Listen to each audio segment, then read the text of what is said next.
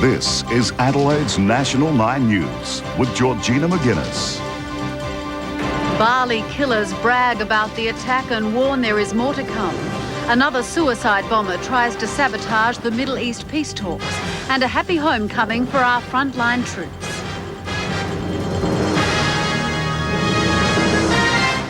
Good evening. Also making news tonight, the Crows lose the match and 3 more players to injury.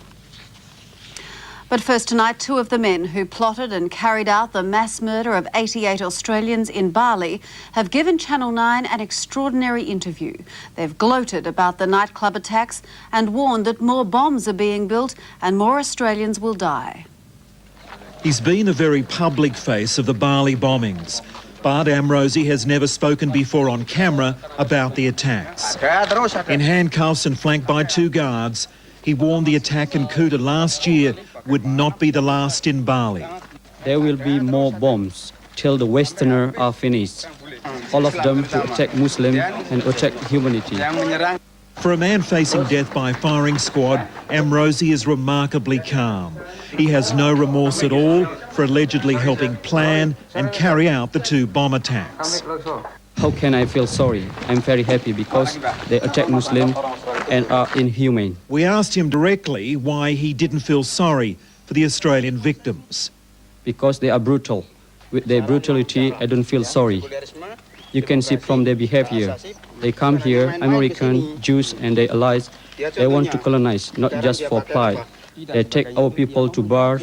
They want to control Muslim people. They make us weak. They want to control us, not only Indonesian, but all over the world. 6 months in jail, and the mechanic from Java is still proud to be labelled a terrorist. Terrorism is ordered by Allah. In the Quran, it means make our enemies frightened. The widely held view in Indonesia is that barring a mistrial, Amrozi will be executed, a fate he seems to relish. Whatever the punishment, I'm ready. I'm not nervous. If Amrozi has a simmering contempt for the West, then one of the masterminds behind the deaths of 88 Australians, Imam Samudra, is burning with hate for the US, for Australia. Your country is still killing our people. We also still killing your people also. As we did with Amrozi, we asked Samudra if he was sorry so many Australians were killed. Again, he was unrepentant. Ask Australians, he said, are they sorry they killed Iraqis? After 15 minutes in a small courtyard to get some sun, Samudra was led back into his cell, ranting against the US and its allies. Go to hell, Bush. Go to hell, Tony Blair. Go to hell, Colin Powell and the land. A suicide bomber in Israel has carried out the 3rd major terrorist attack in a week, blowing up an early morning commuter bus on the outskirts of Jerusalem. 7 people were killed, 20 others escaped with their lives, but many have horrific injuries. The bomber chose the morning peak hour as the bus approached one of Jerusalem's busiest intersections. Witnesses say the bomber blew himself up at the front of the bus, the force of the blast ripping it in 2. Well, another morning in the Israeli daily life, and the pictures behind me, I think, speak for themselves. Israel claims the attack is the signature work of the Islamic militant group Hamas. The bombing was part of a sudden surge in Palestinian attacks, the 3rd in less than 12 hours. Earlier, a suicide bomber killed an Israeli man and his pregnant wife in the West Bank town of Hebron. 2 armed Palestinians who infiltrated a Jewish settlement and attacked 2 residents were shot dead by Israeli troops. But 1 suicide bomber failed in his deadly mission, the terrorist blowing himself up on a busy highway on the outskirts of Jerusalem. No one else was hurt.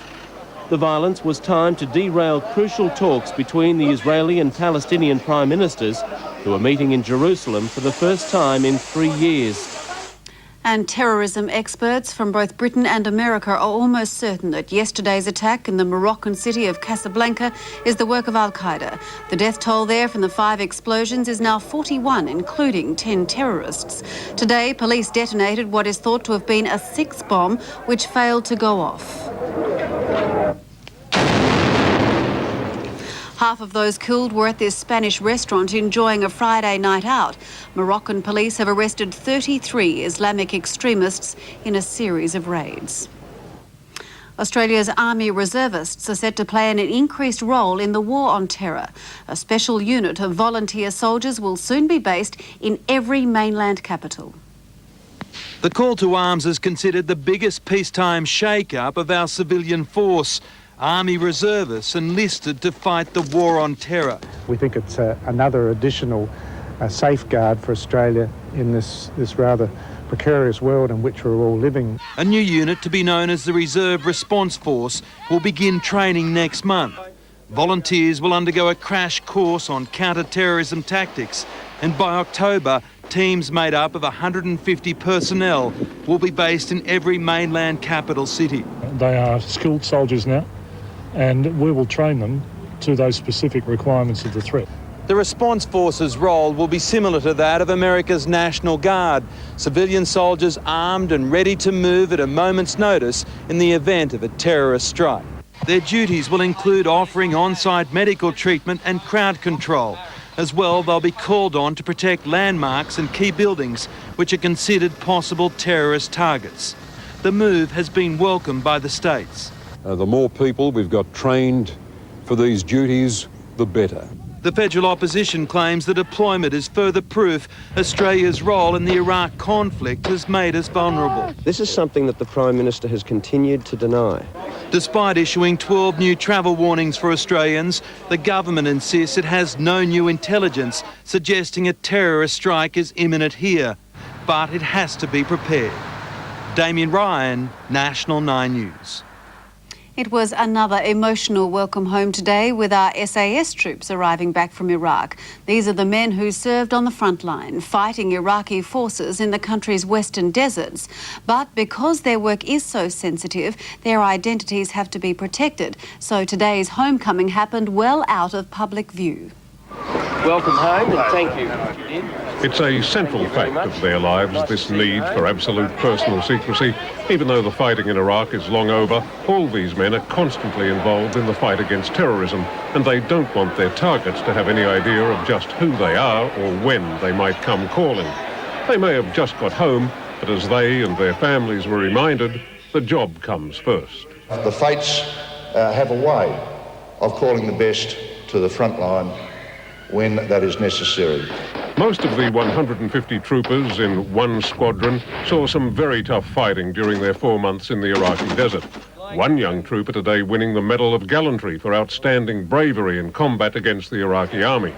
They engaged us with several vehicles, probably 16 to 20 personnel, and a variety of weapons. We reacted them, and we managed to regain the initiative using our weaponry. But today's praise was for all of them. Who went in our name in a just cause to liberate an oppressed people. When the full details of the actions in Iraq become public, and one day they will, it's almost certain that every member of the Special Forces will deserve a bravery medal. For the moment, they can console themselves with their unofficial motto. They're the nation's sharp spear and great shield. Peter Harvey, National 9 News. Adelaide's ability to cope with a major biological attack will be tested next weekend. A mock explosion will occur at the Victoria Park Racecourse. The exercise will be the largest of its kind in Australia and involve the latest treatments for victims of chemical warfare. This washdown chamber is the latest weapon in the fight against bioterrorism. It'll be used during a mock terrorist attack in Adelaide next Sunday, involving 500 people and 150 casualties. We'll have to cope with them in large numbers and do things like decontamination through our new facility. The emergency exercise will happen at Victoria Park Racecourse. A fake explosion will occur, exposing hundreds of people to a chemical agent. They'll be rushed to the Royal Adelaide, where they'll walk through the $60,000 unit, which pumps 800 litres of water a minute. What we're doing is making sure that we are as ready as we can be to deal with any event that could involve mass casualties. While a terrorist attack is considered unlikely here in Adelaide, new research shows we have a number of soft targets, including reservoirs, Torrens Island Power Station and our vast rail network. I think that the proposed Adelaide to Darwin rail link would be certainly a vulnerable target. Dr Bruni says a special counter-terrorist unit was recently established in Adelaide to monitor suspicious activity and is on standby. Brad Watts, National 9 News. In news after the break, police arrest a man after a spate of hold-ups in the western suburbs. And a setback for volunteers trying to clean up the Port River. Tonight, science fiction surgery, transplanting the human face. Also, packing him in, John Farnham's $10 million farewell tour. I'm soaking this right in. 60 Minutes, tonight. I am an expert shopper. Because it's cheap. Because of the prices. It's convenient. It's cheap. That's it. Buy low. Why pay more? For a limited time at David Jones, we're offering 30% off all women's and men's Country Road and Jag clothing. So whatever you do, there's no better time to buy. There's no other store like David Jones.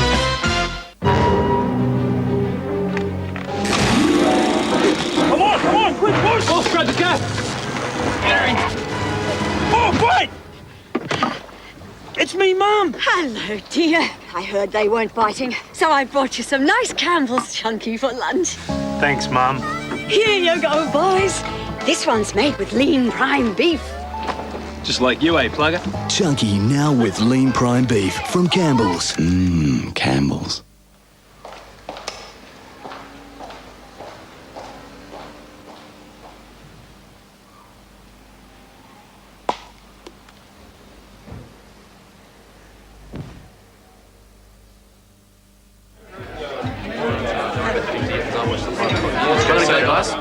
I'll see you later, right?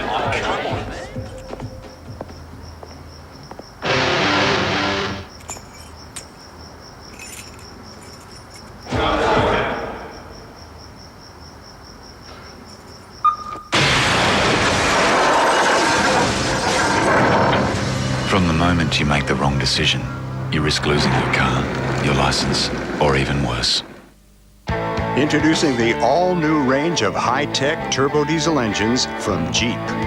With tremendous low-end pulling power and outstanding fuel economy.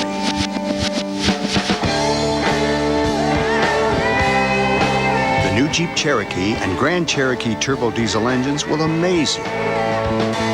On-road, off-road, any road.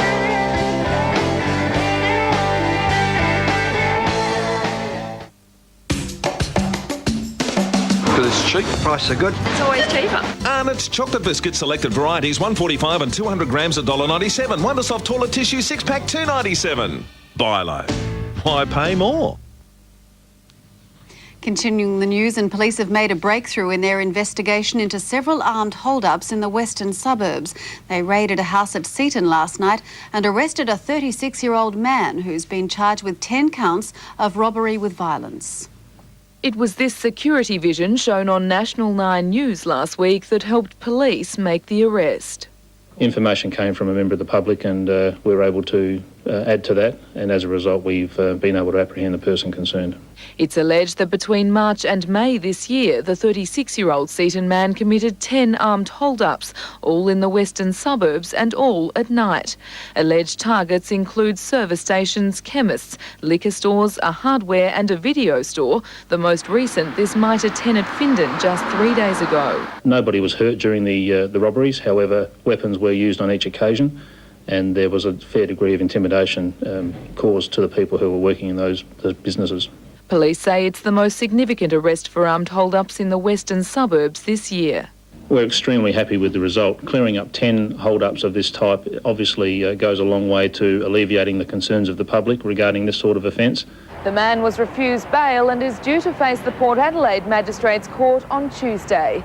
Gerda Yatsakowski, National 9 News. Vandals have dealt a cruel blow to organisers of a Port River clean-up.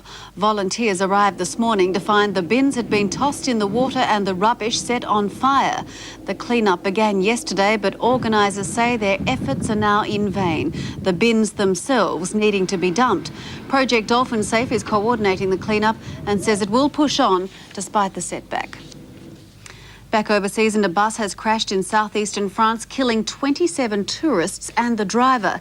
The double-decker coach, which was carrying 74 people, hit a guardrail before rolling down an embankment north of Lyon. Police say it was travelling at high speed. The twisted wreckage made it difficult for rescuers to free survivors from the bus. Some of them were enjoying a trip they had won in a competition.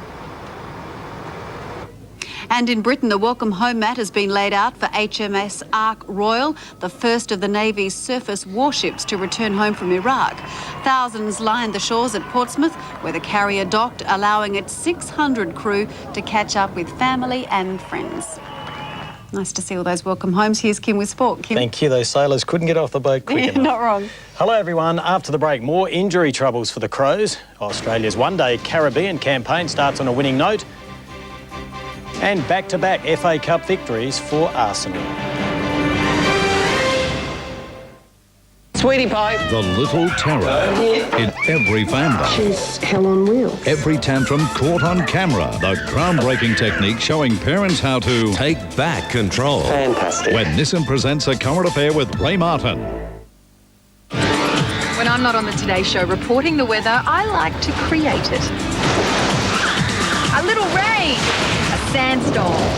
You name it, my Ford Escape four-wheel drive gives me the power to do it. And right now, it also gives you the power to win one of 4 luxury holiday escapes to Mount Hotham, Margaret River, Port Douglas or Ayers Rock. Simply log on to the web address on the screen and tell us how you escape for your chance to win. So, what's your escape? When you depend on your mobile phone for a living, you want cheap calls to everyone. Only Telstra's More for Business member plan. Thanks, mate. Lets you call any fixed or mobile phone on any network in Australia for only 15 cents for 30 seconds from 7 every morning till 7 every night. To do more business for less, call Telstra anytime on 125 111.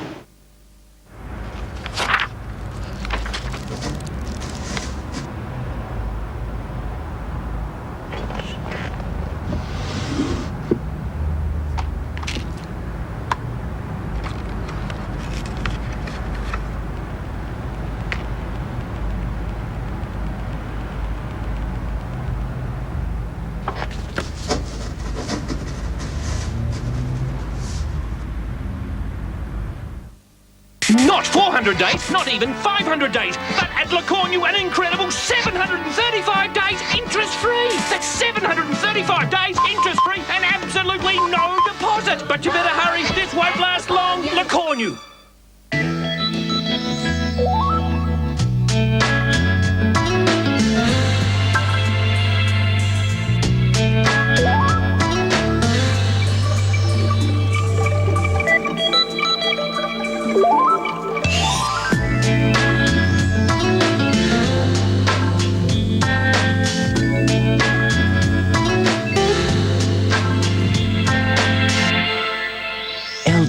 Life's good.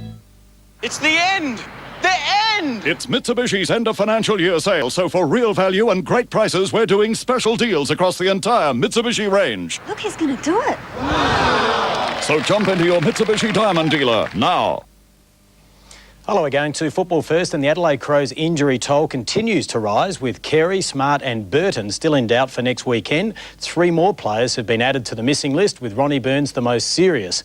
Despite Adelaide's lack of numbers, last night's game was one that got away. For the second Sunday in a row, Adelaide woke up rueing what might have been, the coach's message still ringing in their ears. Not thinking that it's an honourable loss, because every loss bloody cuts to the quick and it tears your heart out. The Crows collected 24 more handballs, 14 more kicks and had 2 more shots at goal. It's the post. That in itself was, I think, the killer in relation to us not winning, was just the finish for what I would say are gettable goals. For the first 3 quarters, Adelaide's makeshift forward structure was firing. A mosquito fleet replacing the tall timber, and it almost worked. Hammers it home. Until a Brisbane veteran chimed in with 7 of his own. Lynch getting back, got it. And Boston Black showed exactly why the Lions are once again the ones to beat. Can he bend it back like Beckham? Yes! The loss of Ronnie Burns proved untimely. He's strained an adductor and will miss at least 2. And James Begley won't remember much of his impressive debut after being concussed in the last term. The only good news, Andrew Crowell's hamstring looks like it was only cramped, but Ayres refused to see injuries as an excuse. This was a game of wasted opportunities. Each one of these 3 teams that we've played, Port, Brisbane and Collingwood, we've generated chances. So I know most definitely that we're on the right track with what we're doing. Vicky Schwartz, National 9 News. Port Adelaide should regain All-Australian defender Brett Montgomery for Friday night's clash with Essendon. The Power recorded no significant injuries yesterday after their win against the Kangaroos. Dean Brogan suffered a bruised knee but should come up. Port today paid tribute to the efforts of former Kangaroo Byron Pickett and Stuart Cochrane. You sort of want to prove them wrong with regards to, you know, letting you go in a trade or something like that, and they both played fantastic football yesterday. And look, Hardwick has a similar opportunity on Friday night up against his former side, the Bombers. Well, Fremantle has created history, winning 3 matches in a row in the same season for the first time. Last night, Richmond came from behind to knock off Melbourne. At the SCG today, the Swans won their 4th on the trot. Carlton outlasted the Bulldogs in a thriller at Optus, while in Perth, the Dockers were too strong for the Saints. Fremantle slammed on 4 goals in 6 minutes as the Saints, in their yellow strip, got off to a bad start. Stephen Mill made an umpire go down as the Dockers continued to pepper the goals, the home side by 22 points at half-time. Despite losing Justin Koschitzky, the Saints never gave up, but in the end the Dockers packed too many punches, further strengthening their claim for a final spot. At the SCG, it was the umpires who had a new look. The Swans kicked 5 goals to 1 in the first quarter, leaving Geelong coach Mark Thompson furious. Despite being its own worst enemy at times, Sydney extended its lead to 43 at the half. Paul Chapman produced a beauty for the Cats, but they never really recovered from their poor start. It was a seesawing final quarter at Optus, the siren going with Carlton up by a point and Corey McKernan with the ball. It was the Blues' first win at home since 2001. And at the MCG last night, 16 marks to Matthew Richardson helped Richmond overcome a 12-point deficit midway through the final quarter to beat Melbourne. Hamish Arthur, National 9 News. So at the end of 8 rounds, Brisbane still heads the AFL ladder ahead of West Coast and Richmond. Port Adelaide is 4th. The Crows have dropped to 7th. The Power plays Essendon at Telstra Dome this Friday night. The Crows take on the 15th ranked Western Bulldogs at home on Sunday.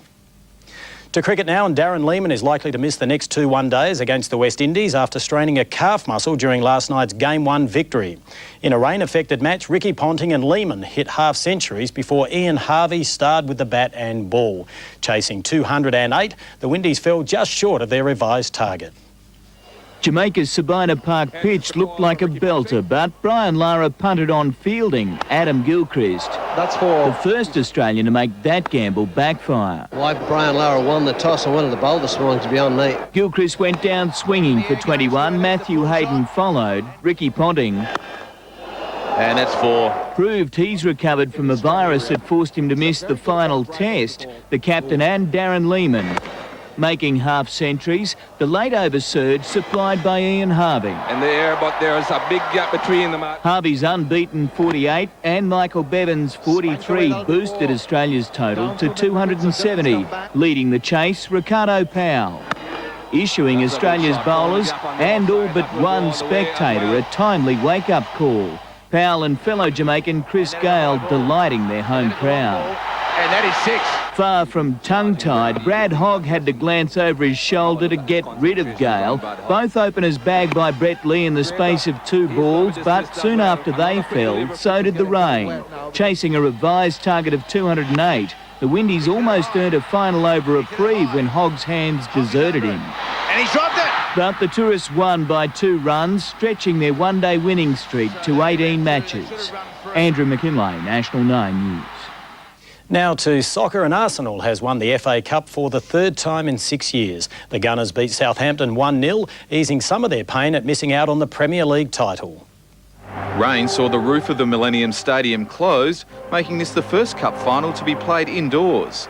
Stung after giving up its Premier League crown to Manchester United, Arsenal was immediately on the front foot. Just before half-time, Robert Pires found a way through. It's Robert Pires. It's 1-0 Arsenal. They would have gone further in front if not for the efforts of Southampton goalie Antti Niemi, but he didn't last much longer. The Finn struck down by a calf injury and stretched it off. David Seaman, in what may have been his last game for Arsenal, was another who played a crucial role. Southampton was denied a late equaliser by Ashley Cole right on the line, leaving Arsenal to celebrate a 1-0 win. In Sydney, Adelaide City has drawn 1-1 with Parramatta to keep alive its faint hopes of making the National Soccer League Grand Final. The force, which left captain Ante Kovacevic out of its side today, needs to beat Northern Spirit at Highmarsh next Friday night to have any hope of making the decider. Hamish Arthur, National 9 News. Australian driver Mark Webber has blamed Jacques Villeneuve for his poor showing in the final qualifying for tonight's Austrian Grand Prix. Webber says the Canadian left debris all over the track, ruining his run. Webber's position slipped from 3rd overnight to 17th. Michael Schumacher's Ferrari will start from pole.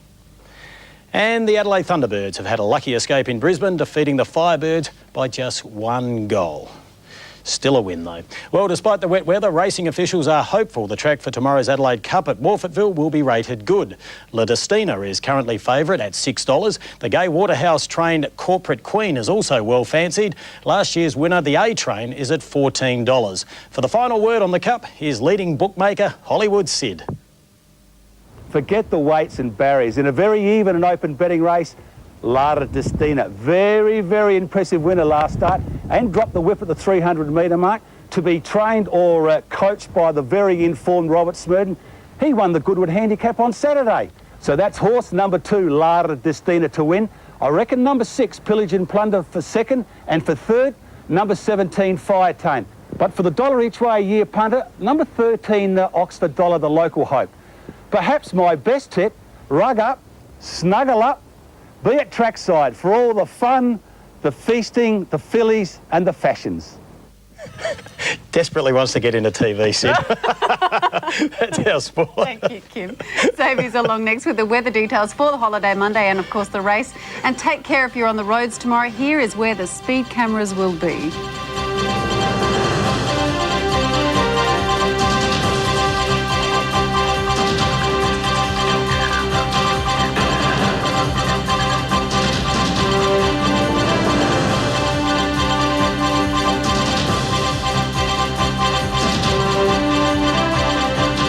To make his dreams come true, he'll do a deal with the devil. Okay. Brendan Fraser and Elizabeth Hurley in the Wicked movie premiere. I'm not with her. Bedazzled, 8:30 tonight on 9.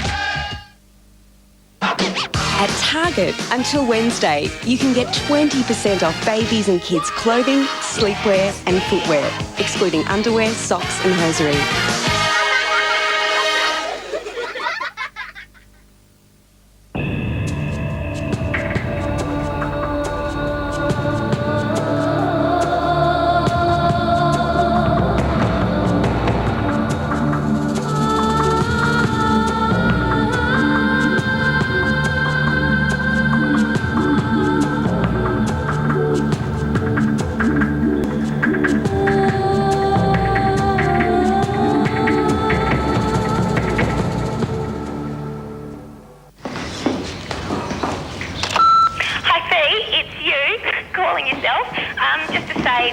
Put that ad in the Yellow Pages directory. Don't forget. It's me ringing you, that's me, to remind you to place the ad in the Yellow Pages directory. Yeah, sorry. Oh, sorry. Hi, it's me again. Yeah, hello, it's me. It's calling myself. Do whatever it takes to remind yourself. Adelaide Bank home loans have a very low rate and absolutely no application fees. But hurry, this offer is for a limited time only. So call 13 22 20 today. In the future, cars will come without keys. We won't have to drive them. They'll just magically appear when needed. Once inside and seated, the car will do the rest, whisking us away to our destination with a minimum of fuss. Come the end of our evening, our transport will once again appear as if from nowhere. Come to think of it, we can do all that now, in a cab. How was the Star Trek convention? In the future, call it cab. At Target, until Wednesday, you can get 20% off babies and kids' clothing, sleepwear and footwear, excluding underwear, socks and hosiery.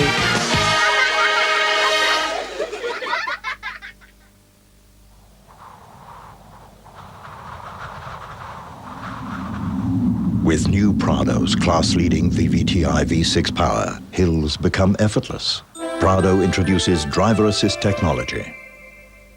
Coming up, see the Logie-winning Blitzers create Autumn Wonderland. I love it. The Backyard Blitz Autumn Special, followed by all-new location next on 9. National 9 Weather Report, brought to you by all-new VO5 shampoos and conditioners with our best-ever formulas. Good evening, folks. Well, if you are going outdoors, especially down to the track, apart from the wet conditions, it's going to be very windy, gale force conditions, in fact. Have a look at this. 14.9 this morning, up to 19.8 this afternoon, currently around 17 degrees, and the barometric pressure is rising. First, on the sunlight photo. Now, we've got shower activity coming in from the west and up from the south through most districts, and also out in the southern pastoral districts, we'll see some isolated shower activity developing there, so it is a wet one all around. Add to that the wind factor. Have a look at the analysis. That intense low pressure still giving us strong to gale force winds coming in from the northwest and southwest, and they'll continue to blow right through until Tuesday. If you're heading further afield, showers in Broome, Melbourne and Hobart, maximum ranging from 33 in Darwin and 18 degrees in Canberra and Hobart. And here in our state today, maximum ranging from 15 degrees at Kaipo up to 27 degrees at Moomba. So for the forecast, scattered showers and isolated thunderstorms through all the ag districts, isolated showers developing through the southern pastorals, and that strong, squally northwest to southwest wind reaching gale force in most coasts. Therefore, the warnings are for gales on the far west, west coast, south central and Gulf waters, and strong winds down through the southeast coast. Around the country centres, 16 at Clare, 22 at Cooperative, 19 degrees the top at Murray Bridge. Elsewhere in the state, looking for 19 at Port Augusta and a very cold, chilly 18 degrees down at Victor Harbour.